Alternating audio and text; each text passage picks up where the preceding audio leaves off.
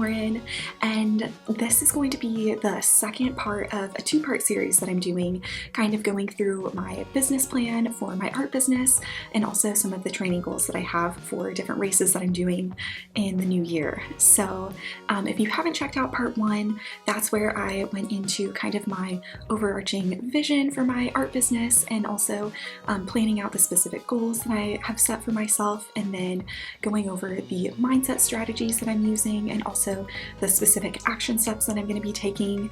And then in this video, I'm going to be going into kind of the rest of it. So planning out those action steps and putting them into my calendar so I know what I'm doing over the next few months, and also taking those action pieces and planning them out on a weekly basis and also a daily basis. So if you are interested, yeah, just keep watching this video and I hope you enjoy.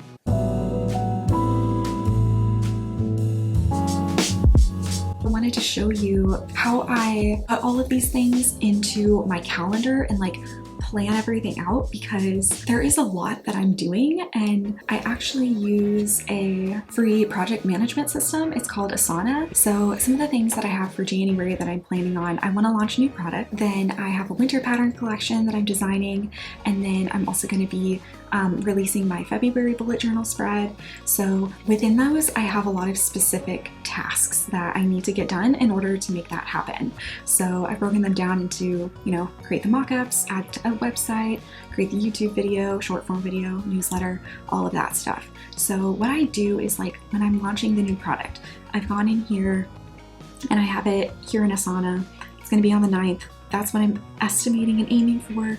It might change depending on timing and everything, but I've set a date for when I want this to be launched, and then I can like reverse engineer that and like backtrack of like, okay, when am I creating the mock-ups? When am I adding everything to the website and kind of creating all of the video content and stuff for that? So I have I'm filming that here, I'm uploading the products here, I'm creating the mock-ups over here, and I have actually a lot of time that I'm going to be doing those. So I just plug those specific tasks in, and what's nice is like I can move things around whenever, so it just makes it really easy to be flexible, and I can like rearrange it when I go in to plan my week on usually like a Sunday evening. I'll just kind of like make a plan for the whole week, and I'll look at this calendar and see like what things need to get done and plan for it that way. So it makes it very easy. But yeah, reverse engineering it, starting with like the big thing and then going backwards and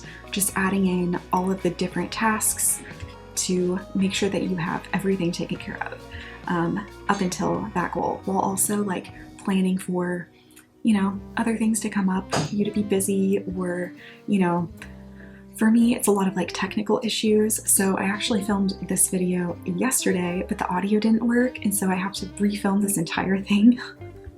So planning for things like that to happen. I also have a couple races that I'm planning for this next year, and the reason that I'm talking about this, I know it has nothing to do with my art business in and of itself, or it doesn't seem like it does, but for me, what I've discovered is that when I'm taking care of myself, like physically and mentally, then I'm better able to show up for my business, I'm better able to show up for the other work that I'm doing, for my friends, for my family, for you, all of it. So for me, it really all ties together. And I think when I first started doing endurance training and training for like marathons and triathlons, I learned a lot of skills that I'm also applying to my business, which again, seems like they don't relate, but for me, they absolutely do.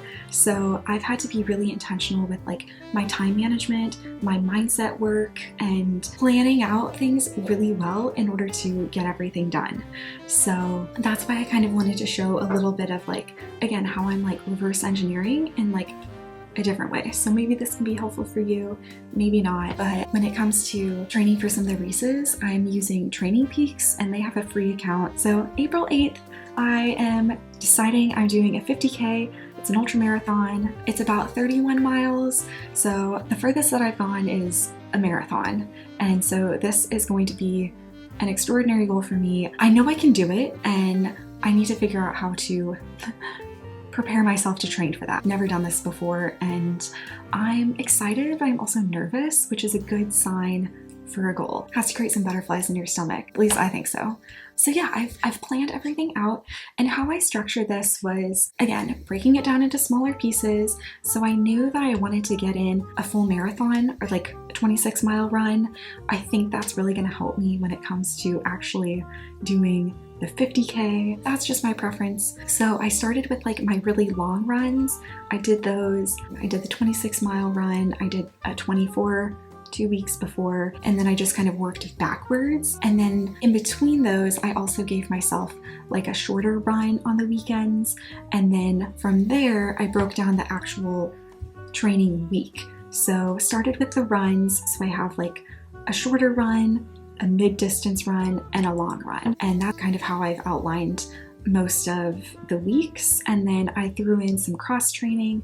The cycling and swimming are just kind of thrown in there to have a more low impact sport to aid the running. The main focus is going to be the running, but I want to have some other activities that are going to kind of complement the running. And I also want to train for a half Ironman in the fall. So having those swim and cycle sessions earlier in the spring will set that foundation for like after this race when I move and transition into triathlon training. So I don't have to like start from ground zero for the swimming and cycling. And also I want to talk about how important it is to plan in rest time.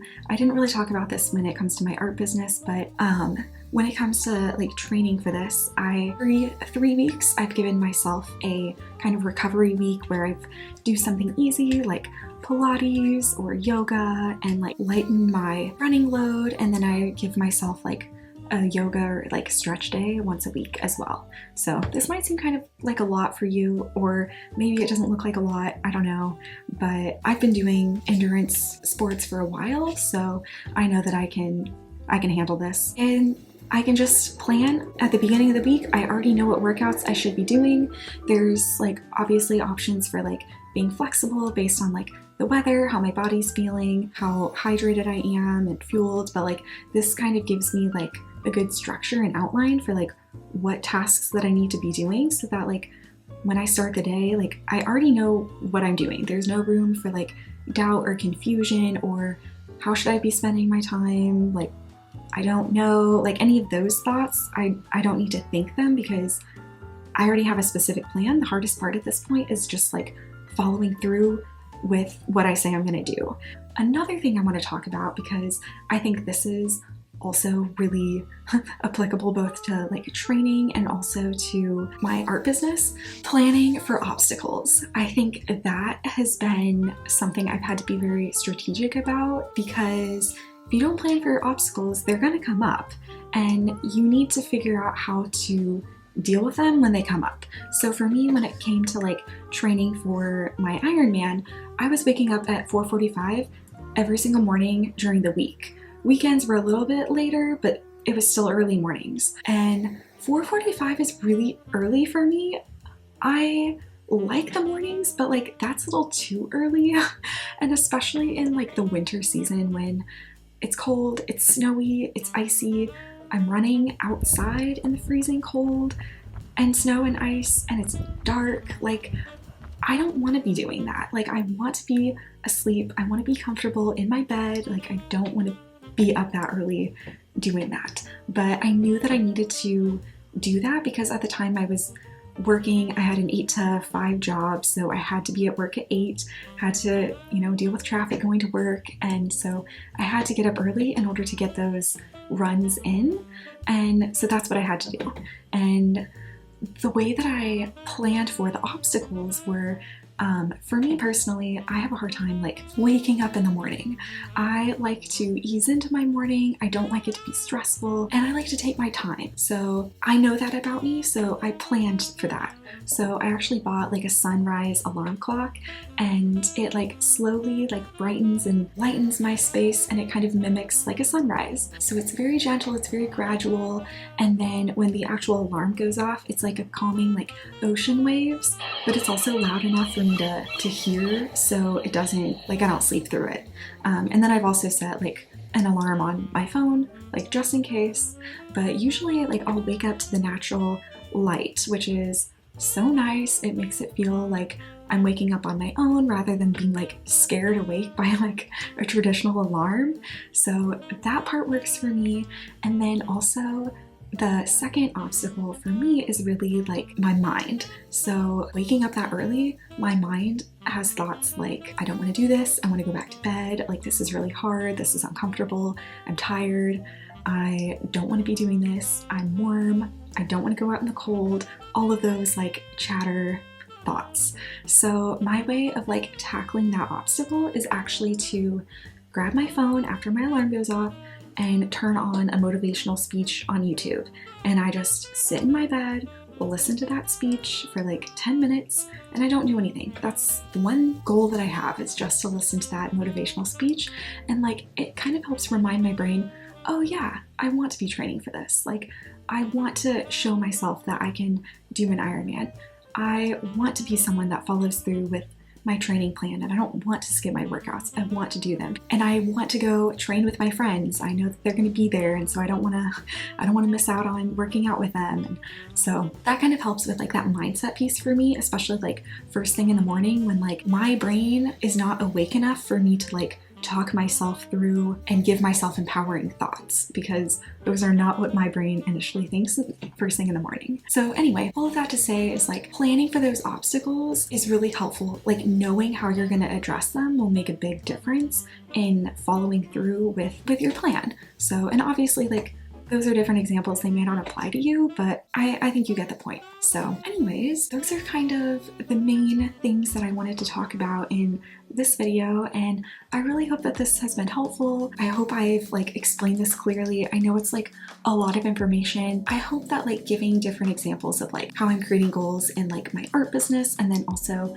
goals for my training, maybe that can help give you some ideas for like how you can structure and plan things out and like actually follow through, because I want you to be doing the things that you love, and I want you to follow through with the plans that you have, and I want you to achieve those extraordinary goals that you have for yourself, or even if they're not extraordinary, even if they're just simple that you just haven't been able to do them, like there are ways. And so I hope this can be helpful. If you have any questions for me, please let me know. I'm going to be sharing more videos kind of like this if you're interested in seeing them. And yeah, I hope you enjoy the rest of your day, and I will see you in the next video.